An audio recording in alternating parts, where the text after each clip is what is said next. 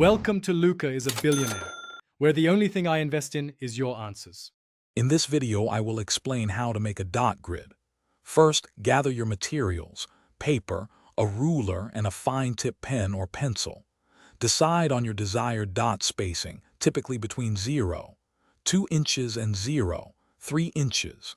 This guide will walk you through each step, ensuring you create a perfectly spaced and functional dot grid for all your creative projects. To begin, select your paper.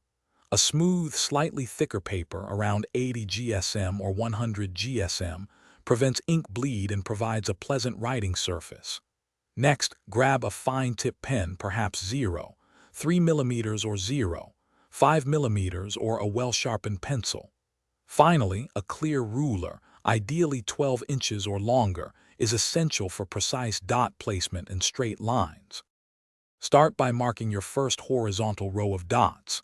Measure from the top edge, placing a small dot every 2 inches or 25 inches across the page. Then, move down the page, measuring the same distance from the left edge for your first vertical column. Use your ruler to align each subsequent dot, ensuring both horizontal and vertical consistency. Take your time to achieve a neat and even grid. For a subtle grid, use a light touch when marking your dots, or choose a light gray pen. This ensures the dots guide your work without overpowering it. Your custom dot grid is perfect for bullet journaling, sketching, or even creating custom planners.